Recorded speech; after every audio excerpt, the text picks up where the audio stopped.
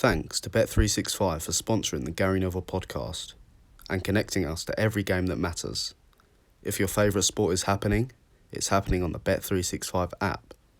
Download it to find everything you need to bet on sport. Please gamble responsibly, over 18s only. Hi and welcome along to the Gary Neville Podcast, and this week Gary and I are at Villa Park. We've just seen Tottenham play a 2-0 victory against Aston Villa to ease some of the pressure that they've been on this week, as it was a crucial game, wasn't it, Gary? Absolutely crucial. I think it determines the last sort of couple of months of the season.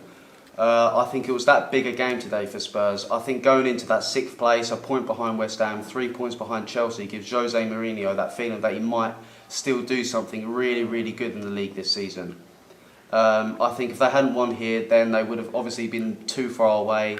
I was looking at their bench for Spurs today, and obviously we know the starting lineup team tonight with Bale, Dyer, Sissoko, Dele Alli, Ali Davis, and I know José Mourinho mentioned 2 16-year-olds before the game. Sort of young players coming through, but the amount of experience in quality and depth, and that's without other players that are obviously not on the bench or in the team tonight. So they should be challenging for 4th place, really.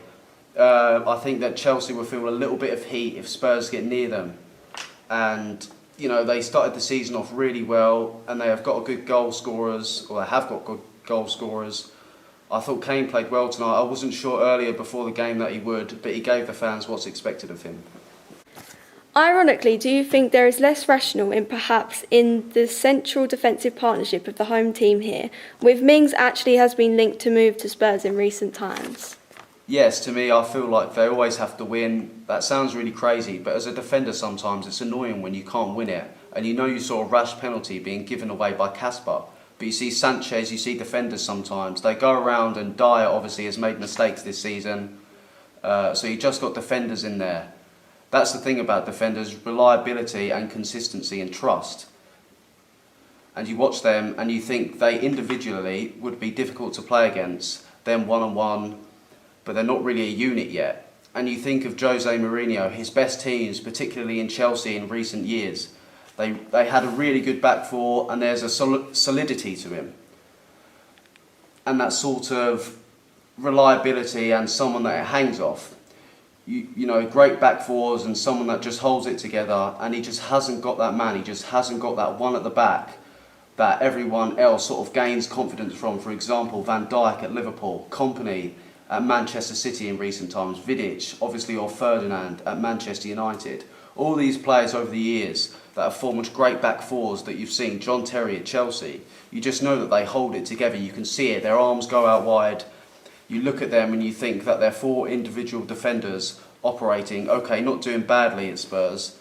They kept a clean sheet tonight, but you always feel that there's a rash moment in them, like at any time, that you could give a half a chance and maybe even a chance to score. What about at the back do you feel there's still to be got at? They're good. They're very good. And I think if you're Dean Smith and you're looking at the sort of general performance, I know coaches will always go back and look back and think, well, what did we do in this game? Did we do it? Did we do what we planned out? There will be a lot of things that Dean Smith looks at in the analysis of this game where he thinks we were really good. However, it's those moments in the match. It's those moments where you have to be determined and defined by players. Players of the quality of that final moment with Kane, pass back more, and then a more slots across Vinicius for the first goal, whether McCain's just wily, cute maybe, clever, some might say, snidey, winning a penalty. I think they'll be really happy that a centre-back pairing or a good centre-back pairing that are just like that bit of quality that you need in the game, and they had that today. And to go finish it off, I think he's really playing at his best. Then Villa do cause a lot of problems for Tottenham, a lot of problems particularly in that first half, and now it just didn't look like Tottenham were happy in that game. They was waiting to get started and they just didn't look happy in the game. But then that little bit of boost just out of nowhere just gave them that comfort to rise. The second goal, obviously they really grew. It shouldn't have needed to be like that for Spurs, but sometimes they've had a tough week, especially like this week in particular, and they really needed those 2 goals, and they got them in the perfect moment. Okay, Gary, thanks very much indeed for joining us all on the Gary Neville Podcast. Thanks to Bet365 for sponsoring the Gary Neville Podcast and connecting us to every game that matters. If your favourite sport is happening, it's happening on the Bet365 app. Download it to find everything you need to bet on sport. Please gamble responsibly, over 18s only.